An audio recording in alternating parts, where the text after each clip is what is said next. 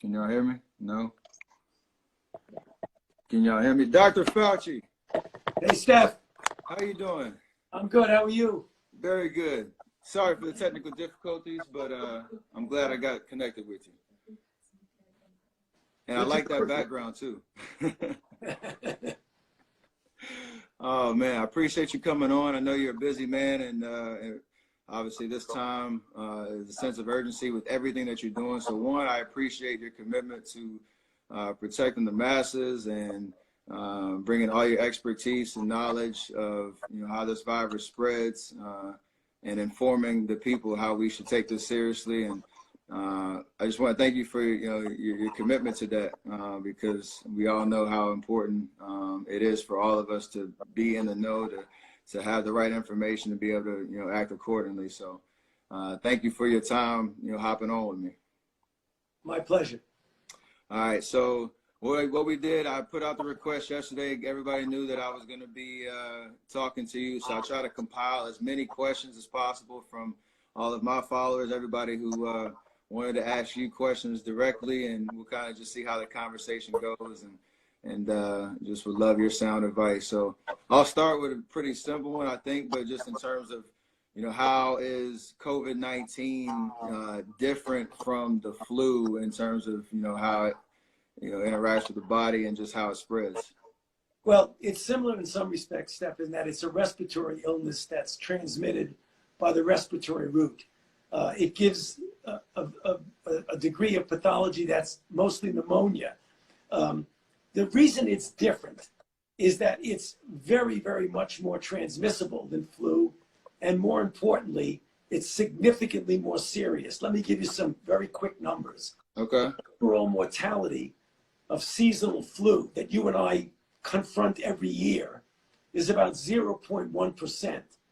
The overall mortality of coronavirus is about 1%. Sometimes, like in China, it was up to 2 to 3%, which means it's at least 10 times more serious than the typical influenza. So when people kind of compare it, in some respects, it has some similarities, but it's really, really different in its degree of seriousness.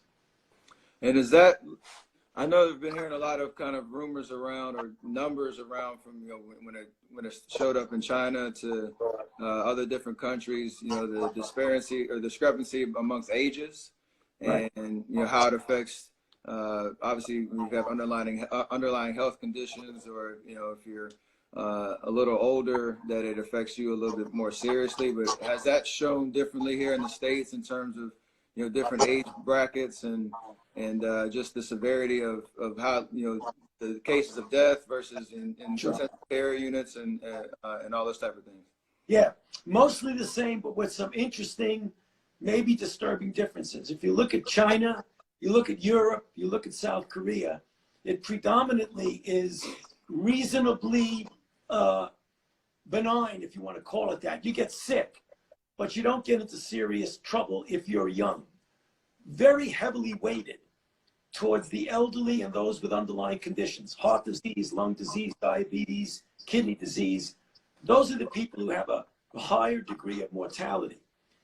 We know that for sure. We're seeing that a lot now in the United States. But what we are starting to see is that there are some people who are younger, people your age, young, healthy, vigorous, who don't have any underlying conditions, who are getting seriously ill.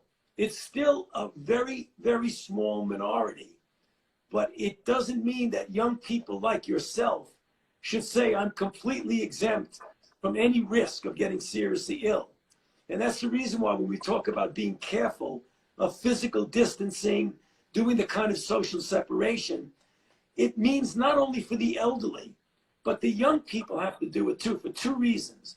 One, you need to protect yourself because you're not completely exempt from serious illness.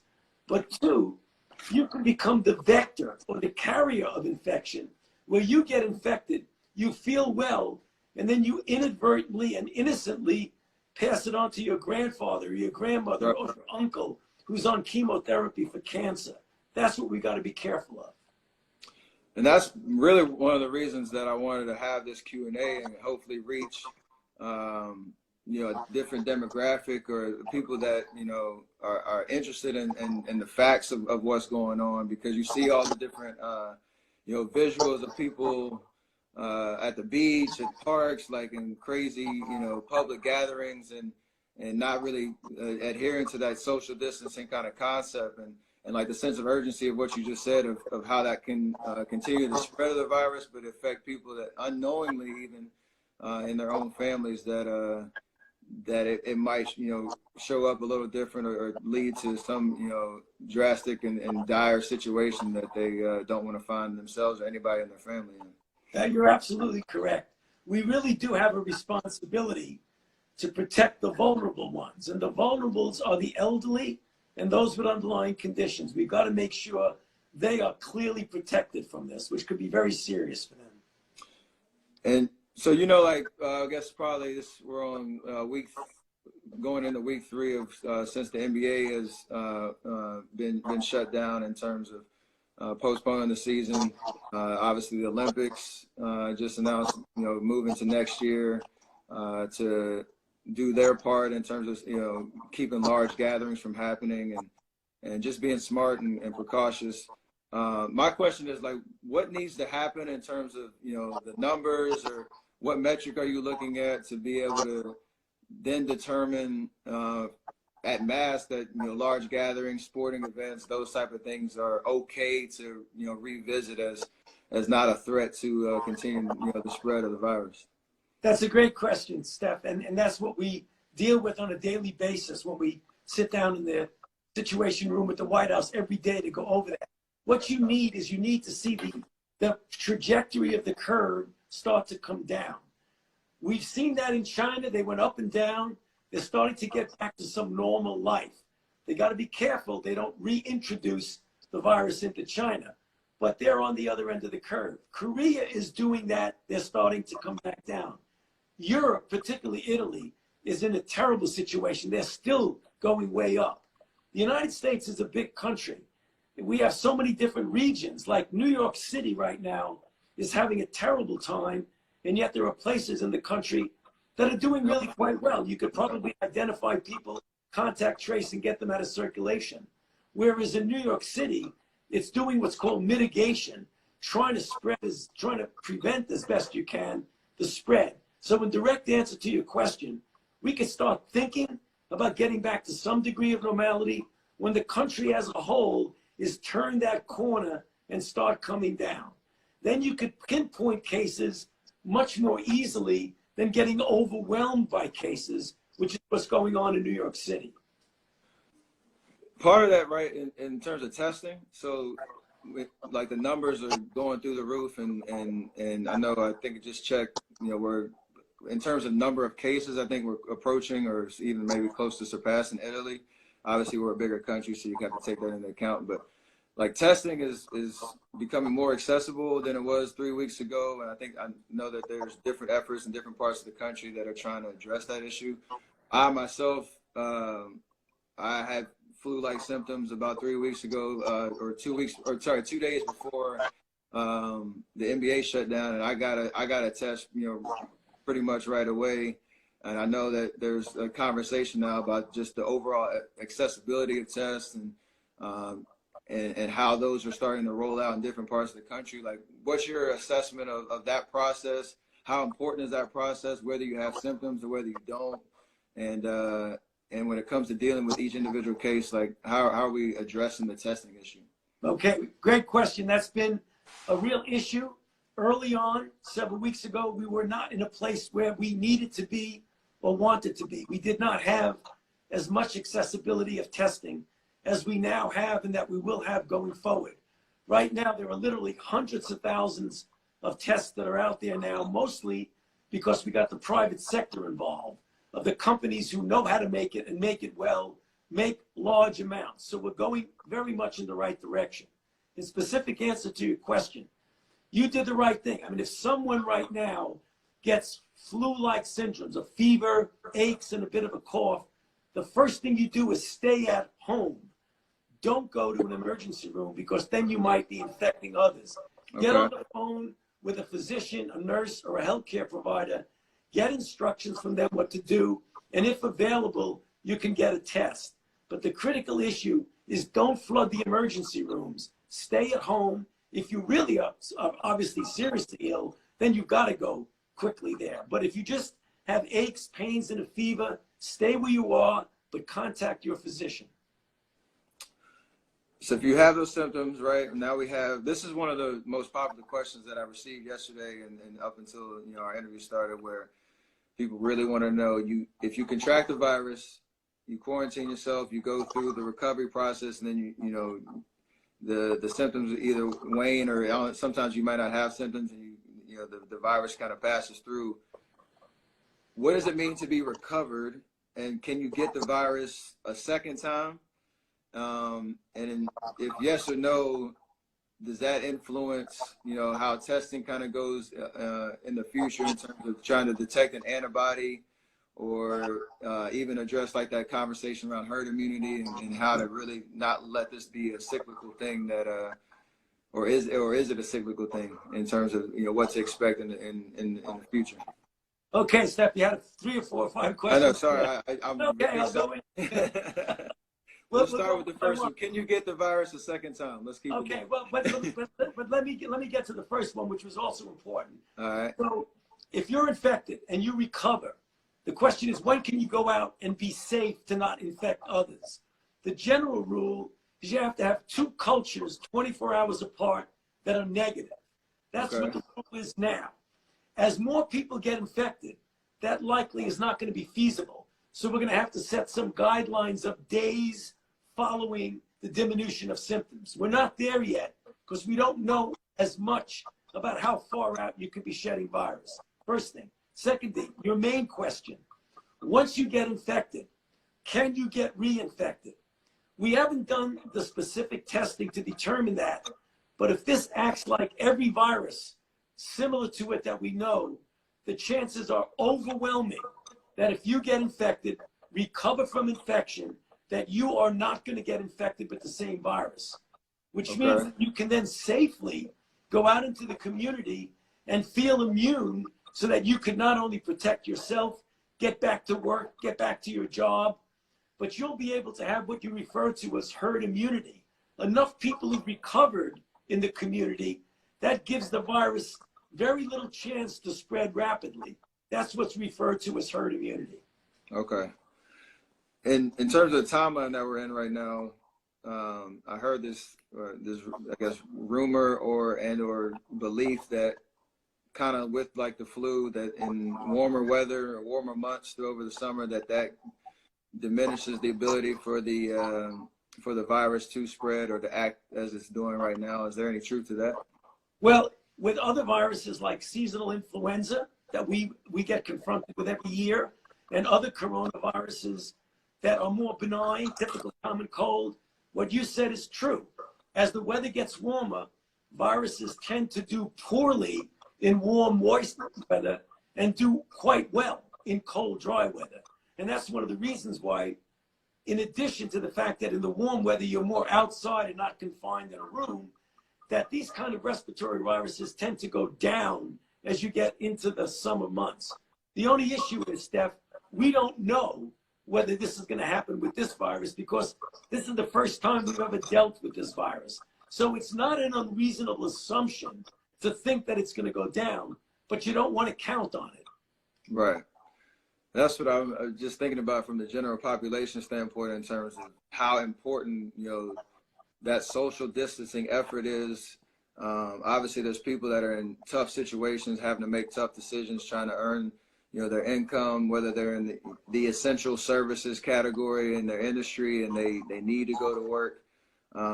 Those type of things. Like, what's the risk of lifting those? Each city, each state is kind of dealing with that on a case, by case basis. But what is the serious risk of lifting those social distancing or shelter in place or stay at home initiatives too early, and that balance of where we're at with, shutting down the entire economy? Well, Steph, it is not an all or none process. I mean, when you're locking down the way Governor Newsom did in California and the way Governor Cuomo's doing in New York City, That's the extreme. That's a heavy hammer on something. Even if you kind of lessen those restrictions, everybody until this is over should practice some degree of physical distancing and care. Not big crowds, wash your hands a lot, be careful.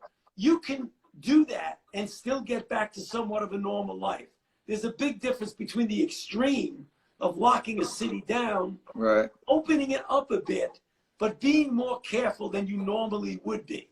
And I think there are places in the country now where you want to look at carefully and say, you know, maybe you want to pull back a little bit on the restriction, so long as you just don't let it rip and say, I don't care what happens. So Right. you treat New York City a little bit different the way you treat Nebraska. That's kind of in the spirit of what America is in terms of we're not overreacting, right? That's I've heard that term in terms of, you know, people feeling, you know, threatened by the change in the reality, but there's no overreaction to this. This is a serious thing. You're absolutely right. We need to make that point. This is serious business. We are not overreacting. Can I go back to testing right quick? Because I'm Sure. watching some of the comments come in as we go. In terms of like just specifics on like the access to testing, like currently, just why I guess is it so challenging to get a test if you know you do have the symptoms, or to your point earlier about, you know, they're at a level where you feel like you need, you know, medical attention immediately versus, you know, your common, you know, flu-like symptoms. But if you want to go get a test, like what are the things that are inhibiting those being accessible to the masses? Well, there should be nothing now that's inhibiting it, but originally the system, the way it was set up, Steph, was not geared to this kind of massive capability of instantaneously, safely getting a test, getting it done in a really good period of time, not days and days, but hours. Right now, the system is changed predominantly because it's being handed over to the commercial firms who know how to do it. Okay. It started off as a public health measure from the CDC. It now needs to be and is being handed over to the commercial group. And so forgive my ignorance in terms of like you're testing to understand if you have the virus or not, and that's being rolled out. Is there another process of tests that are being developed to test like the development of antibodies, and so we know if you've gone through the process or not? Sure. Like you said, you built up that immunity that you can start to understand the numbers of how many people have gone through that to get back to kind of normal life quicker. Steph, that's not a stupid question. That's a smart question. Because that's exactly what we are doing and what you need to do. There's two types of tests, and you described it as well as anybody. One, to determine if you are actually now infected. That's the test that people need to get screened. Another test determines if at some time you were infected. It's an antibody test. It's much quicker, it's much easier, it's much cheaper. Those are the kind of tests where you can determine out there how many people actually did get infected and recovered. A very important piece of information that we need to get. And on that, I know there's a timeline for developing a vaccine, right? And that another certain tests and trials have started in different areas, but I heard it's a 12 to 18 month timeline really to be able to even roll that out in any kind of form. But what does that process look like, and what is the likelihood that we get to a success in a vaccine in that time? And how does that affect, I guess, follow up with how that would affect the cyclical nature possibly of the corona? Okay, another great question. Well, the vaccine development, we have started on the development of vaccine faster than ever in the history of any virus. From the time it was discovered to the time we actually made it and put it into a trial. But when you test the vaccine, it's multiple phases. The first thing you got to do is make sure it's safe. We started that a couple of weeks ago. When you find out it's safe and that it induces the kind of response you want it to, then you do it in a lot of people. The first Right. safety trial, to be careful, is like 45 people. Then you go into hundreds, if not thousands of people. in what's called a phase 2-3 trial to determine if it works. That's the thing that's going to take an additional 8 months or so. So when you add up the 3 or 4 months for the phase 1 plus the 7 or 8 months, you get about a year to a year and a half. If we really push, we hope that we will know by the time we get into next winter whether or not we have something that works. So a vaccine is going to be totally relevant for if it cycles into another season, which, Steph, quite frankly, I think it's going to do. Right. Because this virus is very, very transmissible, and we're seeing it throughout the world. I cannot imagine it's just going to disappear. So vaccines are going to be important for the next time around, not for what we're dealing with now. So on that front, like right now we're dealing with the first wave, right? So there's a potential, in terms of what you just said, that there could be multiple periods of, whether it's New York, whether it's California, and you're kind of tracking, where the hot spots are, but that there could be more responsibility for social distancing or shelter in place or different in directions that, cities and states are taking right now that could happen, down the road, next flu or next season, I should say. That could be a possibility, right?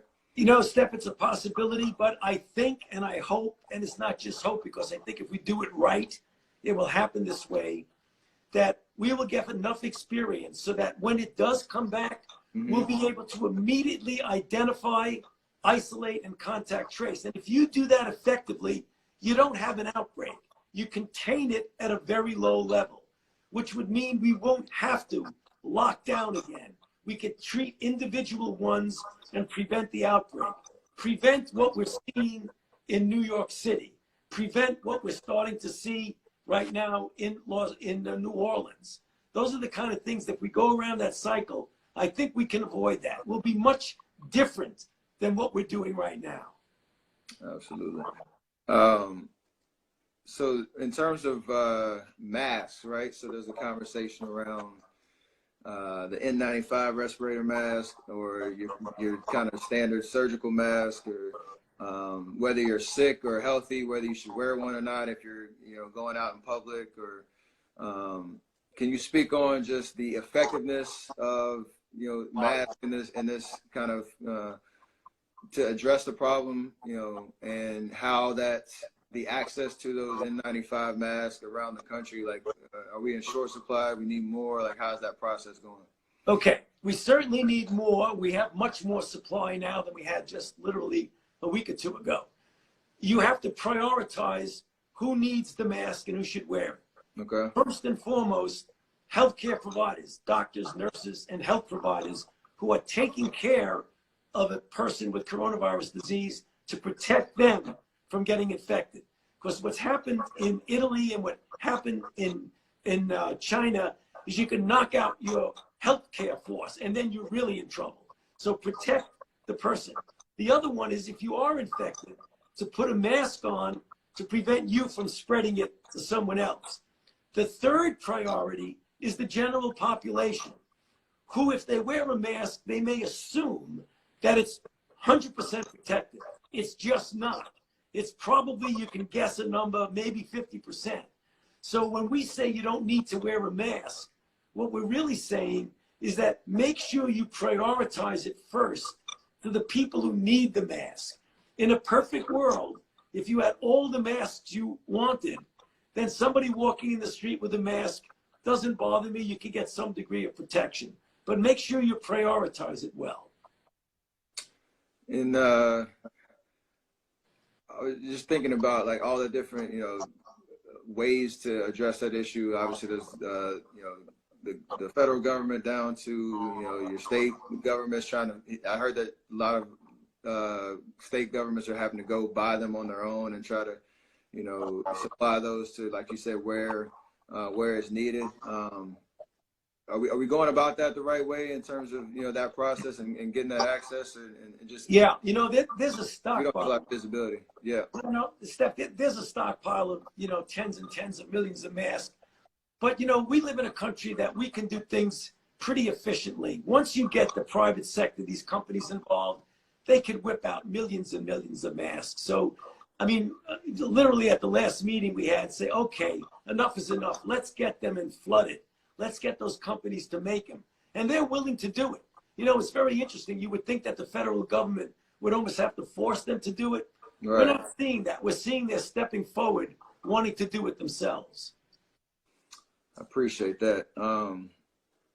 Just from your vantage point, you've been front and center from the start, again, spreading, accurate, truthful information and trying to, I know things change on the daily and you're following that trend, but what's the biggest piece of, I guess, misinformation and that that's kind of been out and, for public consumption, and what would you kind of say to correct that whatever issue that is? You know, I think you brought it up in one of the questions that you asked me. This dichotomy between people who are being frightened to death of it versus people who don't even believe it and think it's something trivial that you don't have to worry about. I'd like to get the people in the country to realize that we are dealing with a serious problem. It's something that we've modified our lives. It's not convenient to lock yourself in. It's not convenient to not do the kinds of things. It's not convenient for you not to be playing basketball. But we're going through a period of time now where we've got to, as a country, pull together, don't get frightened, don't get intimidated, use the energy to be able to confront it and do the kinds of things that'll put an end to it. So I want to get rid of that misconception that there's extremes. Either the world is going to end or we don't want to do anything. It isn't that. It's somewhere in the middle.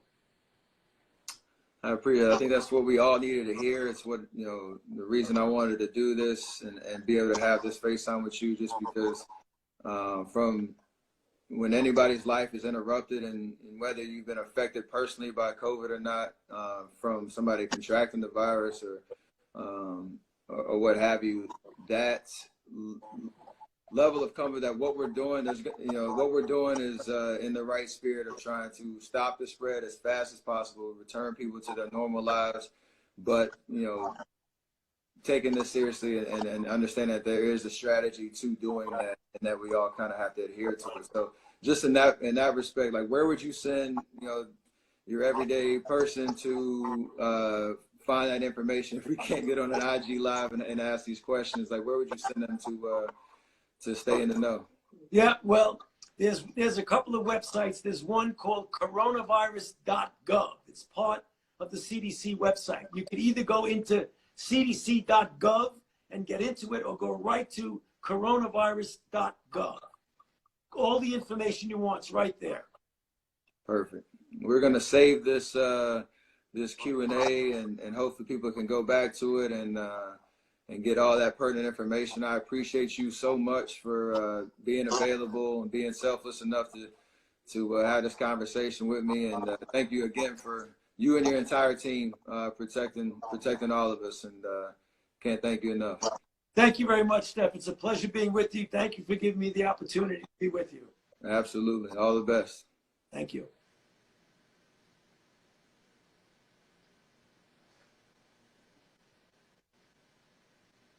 Make sure I get it right. All right.